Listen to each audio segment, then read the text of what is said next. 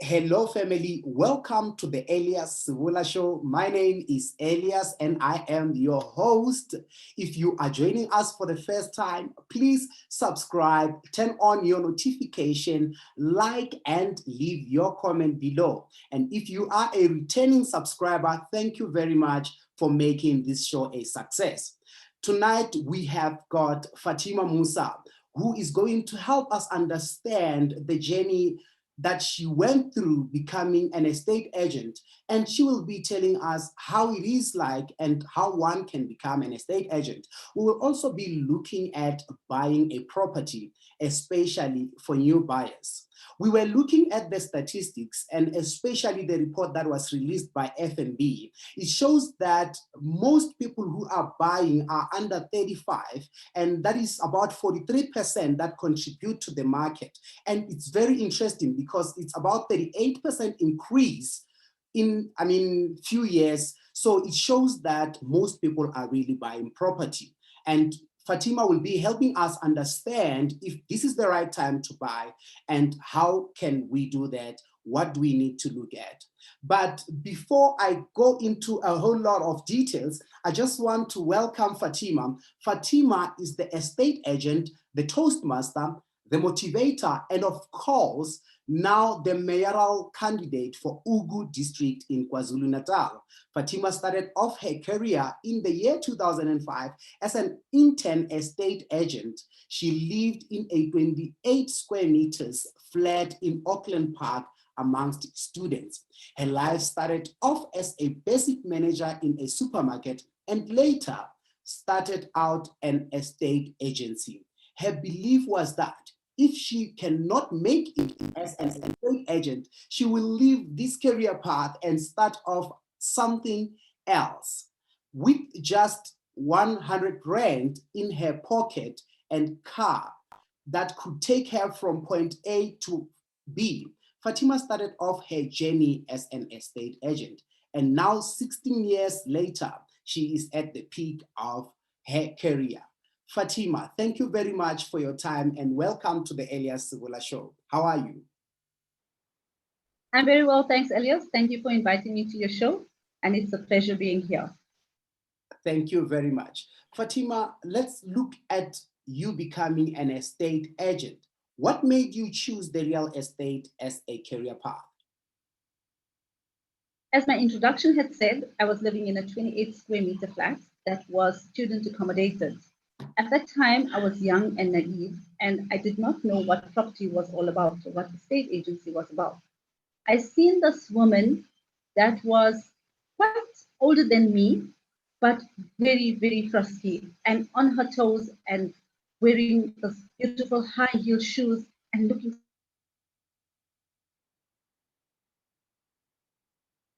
beautiful, but she was still making money. And what was she making money on? That was the state, that was property. And I was very, very impressed with her. So the one day I plucked up the courage and I went up to her and asked her a few questions. And the answers that she gave me really impressed me. And the next day I was sitting at her office for an interview. And that was the interview that changed my life. I joined in 2004, 2005, I joined the estate. I joined a company called National Property Letting. And I haven't turned back. That's very interesting. I have seen that happening to many people where you just observe someone's life and you decide that you want to learn from them and you just never look back. You continue and 15, 16 years later, here you are at the peak of things. That was great. And I believe it was a step that many young people can start looking at taking, just finding someone whom they can, learn from and become better and better. Now, how would you describe the trends of property in the last 15 years? But basically, at that time, property, it was quite easy to sell property. The Consumer Protection Act wasn't in nobody's favor, so it was quite easy then. Also, the NCR was quite lenient when it came to lending of money. So it was very easy. And I also at that time had bought a property. So it was quite easy for me, although I was in debt, and I wasn't earning a lot of money, it was still absolutely easy for me to buy this property, and I was approved just like that. Wow. And then as the years had went by, the NCR came into operation, the CPA came in, so it became much more difficult. And now the banks, the lending criteria with the banks became more difficult. And as you know today, the lending criteria is extremely, extremely hard. But all said and done, remember that when you buy a property or when you have intentions of buying a property, that your credit record needs to be clean. And I mean, when I mean clean, I mean that you need to do your payments. Your payments need to be on time or before time, or you're paying that little extra towards your credit. In that way, your credit score goes up. And the less credit you have, the better it is. So if you have intentions of buying a property, don't go and take out a loan all of a sudden a month before. That is going to bring your credit score down. That basically is what I would suggest to people out there about the first criteria, because that is the one criteria that is actually going to help you in your property. And one more thing is that if you're buying a property for, let's just say, R1,000,000, because that is a decent property in a decent area, that's the minimum price you're going to be paying. So if you're buying a property for R1,000,000, make sure that your salary is around between 30 to 35,000 rand. In saying that, or a basic salary, a basic salary of 30 to 35,000 rand, and even if it is a combined salary, it needs to be between 30 and 35,000 rand. Wow, that's great. And in saying that, at the same time, both the records, if you are buying it with a partner, both the records need to be clean. Both the records need to have a very high credit stability. So remember that it's very important to remember all these points, because there comes a time when even estate agents don't want to look at you because your credit record is not good enough for them. Wow, that's very great to hear. Fathima, you actually explained the trends very well, and I must say that it is true, things are very difficult these days. For one to buy a property, it's a mission. It takes months and months for you to be approved, and sometimes you just, there's a whole lot of back and forth that is happening. But what can we say is the new laws, and we have to follow. Now, my next question is, if you think this is a career path that people should choose. I mean, you chose this and nobody really taught you about it until you saw someone doing it. Would you say that, would you encourage someone or advise someone to choose this career path? Yes, definitely. In today's times, you have a lot of people like myself that is able to explain to you exactly what an estate agent's job is all about. Yes. Then you have companies, you have these huge companies that offers the training. And one of the companies that offers the best training, I would say, because I have spoken to quite a few estate agents on that is in the market at the moment. But the best one I feel was Keller Williams. Yeah. Keller Williams offered the training on a weekly basis. You go through an intensive, extensive training. And in this training, you learn from basic, from ground level up to professional level. Now, do they You get support. Sorry, Elias, I did not hear you. Do they still offer training? Would one look Yes. for them on internet and request an opportunity or get an opportunity to be trained as an estate agent? Exactly. Oh, that's awesome. Remember that even if you don't choose Keller Williams, Yes. You need to choose a company that offers you this extensive training. Yes. If you are a starter, if you don't know anything about property, you don't know how to sell a property, you don't even know how to sell yourself, because in property you sell yourself first Yeah. before you sell the property. You don't know how to do that. You're not going to be successful, and you're going to find it extremely difficult, and within a month you're going to leave. Yes. Yes. And you need to be a people's person as well. Yes. It's very, very important. So yes, look for a good company, look for a company that offers training. Well, I'm happy to hear that, because my next question, and you have already touched on some of the qualities that one need to have to become an estate agent, saying that you need to be a people's person.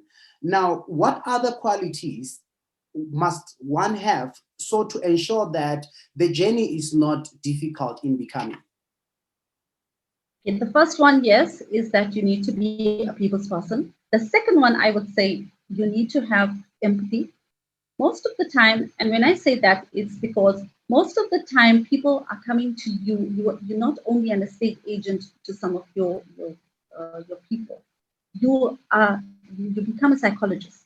You become um, a physiotherapist sometimes as well, because you find someone that comes in and has a problem with their neck or their hand or Yeah. whatever, and you need to, but that is how you need to be. So you have to adjust to the kind of people that you are with at a particular time. So yes, you have to be somebody that has empathy, someone that can sympathize with another. You're going to hear stories like, I'm just going through a divorce. I need a property. My spouse is taking my property away, or I'm giving my spouse the property, so I need a property for myself and my kids, or just for myself. So these are the most important qualities I would say that you need to be an estate agent. Also, you need a listening ear, Yes. Yes. and we learn this on a daily basis. You need to listen more and talk less. Yeah. And the reason for this is because when you listen more, you are able to hear what is your client's, what does your client want? Yes. Yes. Which way are they going in their life? In that way, you'll be able to read their minds on what kind of property they are looking for. Wow. You can ask the questions. The questions, one of the questions is, what is your budget? Yes. So by listening more, you will be able to decide to decipher even without asking them what their budget really is. Yes. Yes. So listen more and close this. So that is very, very important, and we learn this on a daily basis in property. Look, I'm very interested in something. I mean, you said that you have to like wear a number of caps because people come with different challenges, different reasons to sell the property. And I understand that having to take all these, let's say you have a number of people telling you their problems, who helps you after? Because I believe that if you listen to a whole lot of problems, at times they affect you as a person. Do you perhaps have someone who is helping you? How do you take those things off after? You need a supportive family, Yes, yes. a supportive spouse, and if that's not the case, then you need a life coach, Yeah. someone that will be able to help you out and help you out with the aftermath of that incident. Or sometimes it does become difficult, but in property, in real estate, you cannot let your emotions override your actual facts. So emotions, there Yes. we have, and in doing that, you need to put the emotions away. You need to keep the emotions out of us. There are times when you are listening to, when you are empathizing with someone, you might want to cry. But if you take the emotions out of it, you actually will help yourself. So, as much as you need someone there to listen to you, you can listen to yourself. Great stuff. I really like how you put it. Now, my next question, I think you have already given a number of points that I can say is advices as well to someone who would like to start their journey as an estate agent. But for someone perhaps who's looking to start his or her company as or the estate agency company rather, what advice or what would you suggest that they do? Should they go individually so, or should they look at franchising? I would suggest franchising. Yes. It's much easier. You get the training as well, and you're not doing the work on your own. By going out on your own, everything is done by you. Yes. By franchising, you've got all the tools. And by having all these tools, all you have to do is implement it into your company. Oh, yes. And you'll get the training as well. As a franchisee, you will get your training. So they don't just give you everything and let you do it on your own. Yes. You will get the training on how to start it. Yeah. They give you the training on what you need, the tools that you require to start your business instead of doing it on your own. Wow. And remember that a company needs a logo. Yes, And yes. that logo is what will show who you are, will put you out there as the best. Yes, yes. That logo is, but with the franchise, the franchise is already out there. It's Yeah. already been marketed.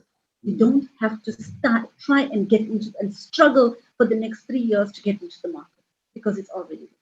I agree with you that actually most people who managed to start successful companies, they had to work under someone first and learn all the tricks, learn all the ways of doing it. And later they decided that now that I've gained all the experience that I need, or I've gathered all the resources that I need, I can go out and start my own thing.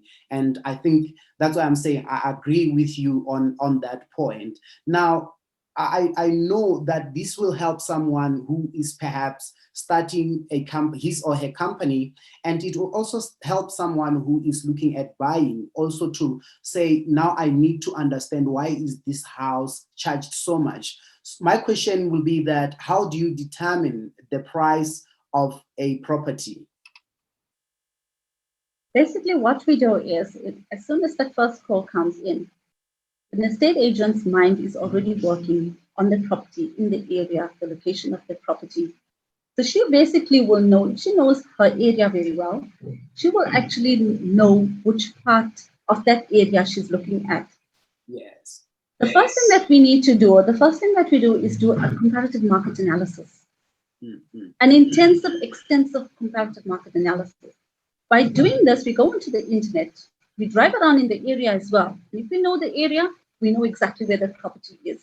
So we do this comparative market analysis by going onto the internet, by looking at the property sold in the area, the same description as what this property is. Yes. We will put it down on pen and paper. And then we will go back into an app that we have that helps us create this comparative market analysis showing you the properties that has been sold in the area within the last 3 months, 6 months, or over a year. Oh, yes. So in that way, we create this, we do this for you. We do all our investigations for you. So when we come to you to do a presentation, we are also presenting to you for comparative market analysis of what your property is really worth.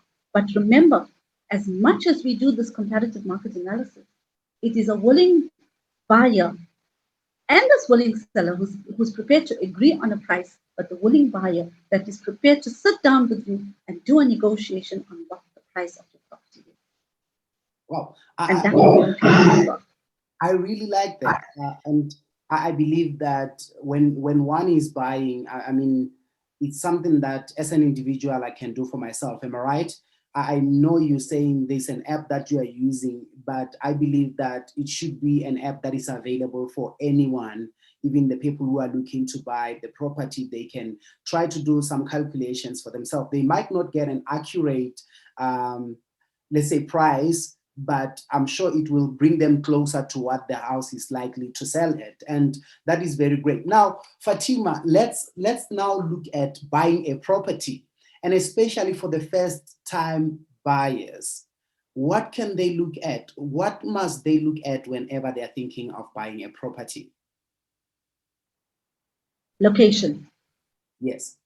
That is most important. So a location will tell you exactly where the property is. Firstly, you need to know where you want to buy the property. Yes. Let's just say you are looking at Midrand. Midrand is an area that is up and running, and it is developing extremely fast. So if you are looking, firstly, you also need to look at your budget. How much are you prepared to spend on your property? If this is an investment, you don't want to buy a very expensive property and the rental on that property does not cover up 90% of your bond. Remember, for the first 5 years, if you're buying an investment and you don't have a deposit and you're not buying it cash, you need to make sure that you have that extra 2 to 3,000 rand on a monthly basis to pay the levies and to pay the shortfall on the bond, because that is exactly what's going to happen. Yes. On an investment property, you will receive between 7 and 9% yield per annum, meaning that it is not going to, so if a property costs 700,000 rand, your rental on that property would be between 5,500 rand to 6,000 rand. And it probably is a 2-bedroom. And that is something that you would find in Midrand. And in saying this, you also you'll see that the levies on this property would be around 1,000 rand. And you have your rates and taxes on the property, which is paid to the municipality. And that is another 600 rand over and above that. So you need to make sure that you have provisions for that. As much as the bank will approve you and approve the property itself and value the property at that price, but you need to make sure that your pocket can afford the 2,500 to 3,000 rand extra on a monthly basis. Well, thank you very much for that advice, because I believe that most people, they just want to have a comfortable home, and sometimes we don't really know what to look at when buying the property. And I must say that with the decrease of interest rate in 2020, we have seen most people buying properties, and like I've indicated in the beginning, that FNB issued a statement, or a report rather, that shows that under 35 contribute to about 43% in home buying. And I want to know now that with lockdown and the working from home lifestyle, how would you say these two have contributed to the market with the increase that we have seen in property buying, or maybe people buying homes? Firstly, Elias, I would say that COVID has had a tremendously negative impact on all our lives. Yes. And when it comes to property, people have gone back on their bonds. They cannot pay their bonds anymore. So that is why properties are being sold. But remember that as much as properties are, there is a high amount or high number of properties on the market right now. It doesn't mean that the prices have come down. The prices are stable at the moment, and pricing is very, very important in terms of location. Yes. So for a first-time home buyer, they need to look at the pricing of their properties, because this is going to have a very high impact. COVID, on the other hand, has had an effect in that the properties, there are more properties than the demand at the moment. And when that happens, then it becomes a seller's market. So we need to be careful on the seller's market and the buyer's market. So when it becomes the buyer's market, it becomes much easier, and you can negotiate much, much better when it is the buyer's market. So always look out.